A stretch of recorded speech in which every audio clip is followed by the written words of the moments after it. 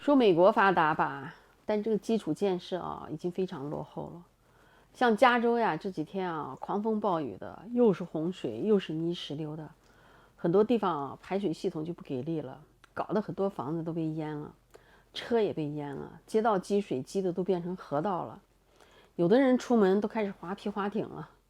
有些地方啊，这下水道就跟喷泉似的，哗啦啦的往外流水。这外面的电线也报废了，几十万户家庭都停电了。我还挺庆幸我住的这个地方地势挺高的，各种设施都挺新的。不过现在啊，像这样啊也怪不了天气。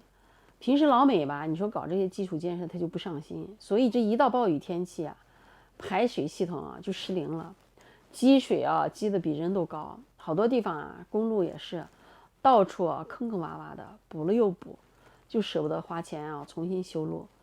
每次啊，你说要投票，哎，大家说要不要修路的时候，好多人就不同意，说与其把钱花在这种地方，还不如投到医疗和教育上。反正这路嘛，修修补补的也还能走。说实话，我来美国这么多年啊，老美很多想法啊，咱也不理解。那修路啊，这种明明是为了自己好的事儿，咋就是不愿意嘞？